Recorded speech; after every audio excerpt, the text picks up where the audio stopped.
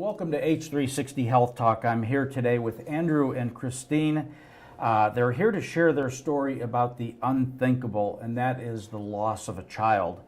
Up until approximately 10 years ago, Andy and Chris were parents to 3 children. Their son Tim was diagnosed with cancer in his late 20s. Welcome to the table for the first time. Thank you. So, you know, it is an unthinkable thing, the loss of a child. It's not the natural flow of how we think things should happen, right? Can you tell me a little about yourselves individually and a little bit about your family before we get into some questions about Tim? Sure. We've been married for 41 years. We have 3 children. Timothy and Kathleen was our middle child. She's in San Diego. We have a little granddaughter out there who's about 2.5. Her name's Mackenzie. And we have Douglas, our youngest, who lives in Pennsylvania with his wife. Yep. Yeah. And are you all from Pennsylvania or New Jersey originally? I grew up in Bronx, New York. In the Bronx. And I moved to Lambertville in 1968 in the spring. Longtime Yankee fan? Or? Absolutely. Absolutely, huh? I'm a Jersey girl. Oh, is that right? I am a Jersey girl. So 3 children. Tim was the oldest. Yes. Tell me a little about Tim. What kind of child was he growing up? I think he was the typical child where, you know, little kids are always wanting to have a lot of fun, but he was also very sensitive. What else could I tell you about Tim? He was independent at a very young age, and I believe that's because his sister was born. They were only 14 months apart. Ah, So okay. it's pretty, All right. little baby came into the house, and he was a toddler, so he Yeah. had to kind of go on his own. So, yeah. Well, being the oldest of 4 in my family, I can appreciate that. I was a little bit controlling or, you know, protective, I think, against my sister who was 2 years younger, but certainly full of mischief and, you know, charting new water. Being the first child in the family, you chart some new waters, and you know, and then the others get to benefit from that to see, you know, okay, well, he got in trouble there, I won't do that. Was Tim like that, a little bit on the curious side? And I remember when I was doing something with kitchen cabinets, he was there with a little tool belt trying to do something. But, Trying to get his head in there to see what Daddy was doing. always a fixer and wanting to get his hands in on things. Yeah. I mean, we'd go to grocery shop and I'd throw him up in the air and you'd see his head over the aisle and stuff like that. And he'd laugh. He thought it was great. So time is going on, and Tim obviously goes through school and then through grade school, and then he's getting to be a young man. And then take me back to the day when you got the diagnosis of cancer. Okay, he called me on November 20th, which interestingly was an anniversary of our first date, November 20th. So he called me about noon. I was getting ready for a conference, and he told me he had cancer. I said, "Who told you that?" And he said, "The doctor." I said, "What kind?" He said, "They're still doing tests." And he said he didn't call Mom. He wanted to call me first, because if he called Mom first, she'd be all upset. So I hung up with Tim. Now, how old was he at this time? That was in 2008. 28. 28. 28. So I called her and I said, "Where are you?" She says, "I'm driving home." I said, "Well, pull over." And I told her it's about cancer. At that point, we said, "Okay, we're going to be out there as soon as we can." She got in touch with her coworker. They booked our flights. We flew out to San Francisco that night, and we drove up and saw him at the hospital that night. Was he feeling poorly? What brought him in to see the doctor? Actually, we, looking back on it after that all happened, that July before that November, he had been in for a family wedding. We was out in Indiana. All three kids we were were at out a family there. wedding in Indiana, and I kind of noticed a few things that he just looked a little different, and I remember commenting it to a coworker. I said, "I think something's up. I don't know." And then we went out to see him just for a visit in October, and that's when I really knew something was wrong. He, not so much his appearance, but I noticed other little things that were going on with His him. abdomen seemed getting larger. His abdomen had gotten larger, but there was just some other issues that I thought, intestinal issues that I had noticed, and I brought that to his attention, and I said, Tim, I think something's wrong. I think you need to go see a doctor, a gastrointestinal doctor. Sure, yeah. And he goes, well, I can't right now. I'm in crush season. He loved his job, so.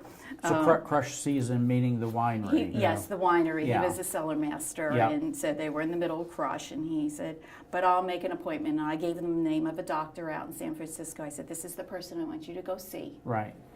And Now, how did you find that person? I just did some research while I was out I there, see. and I looked at credentials, and I said, this is the one I want you to see. Yeah. So he did make an appointment, but it wasn't until December, the appointment. And that morning when he had called Tim to tell him about the cancer, that same morning previous to that, he had called me and said he had been sick the night before. Mm. And I said to him, I think you need to go to the emergency room. And so that's where he went. He went to the emergency room, and then he called his father after they had done some tests. So he didn't sit on this news and kind of internalize it. Well, prior to that, though, he had been to a local doctor because he had this problem. A lump. He said he had a lump in his abdomen. And He thought it was a pulled muscle. Yeah, so they let it just keep going, and it festered. So when he calls and he says, Dad, I've got some news here. I've just been told I have cancer. I mean, obviously your first reactions will be there. We're coming out. How did he take that? Was he? He seemed okay. He seemed Yeah. fine. He Even when we wanted saw you him to that be night, there. he seemed or okay. Yeah. Sometimes, we see patients that get a diagnosis and they seem to develop this inner strength within themselves, and the strength which kind of holds the family together a little bit. It's quite amazing to see, how people internalize this. But so you go out and you guys spend some time with him. Yeah. And at what stage was he diagnosed? Well, the problem was it took a while to determine what kind of cancer it They was. initially thought it was testicular cancer that had metastasized. The problem was he had a very large tumor in his abdomen, very large, and that initial diagnosis was what they acted on, and then they actually took the biopsies and sent them down to San Francisco, to the hospital there, and it wasn't until about a month later or so that we got the diagnosis of paraganglioma cancer, which is a very rare cancer. And so when you get the official diagnosis, what do they tell you the journey is going to look like? Do they say, well, we can do this procedure, or we can put him in this, or there's a clinical study that maybe he can get enrolled in, or? Basically started him with chemo. They did start some chemo, but we were told that the paraganglioma cancer does not normally react to chemo, but they were willing to try that. But they did refer us to a doctor in San Francisco who happened to be one of only a few doctors in the country that dealt with patients with paraganglioma cancer. So we were lucky to get that doctor. So we went out in January after he was diagnosed and met with that doctor. And then we were told how things would proceed from there. Yeah. Now, your daughter at the time of Tim's diagnosis is how old? She's a year younger. She's So she's 27. Yeah. And Doug, your youngest, was 24. 24. Yeah.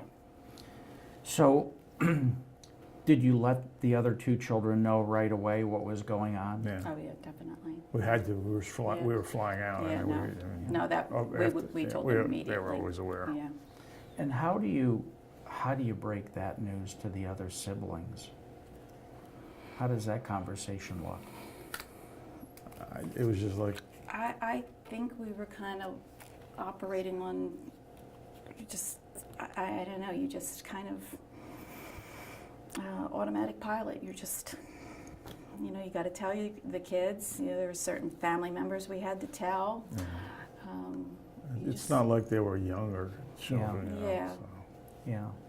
So And so the family begins to rally around the diagnosis. And then what were the steps after that? So Tim is starting to go through chemotherapy. Right.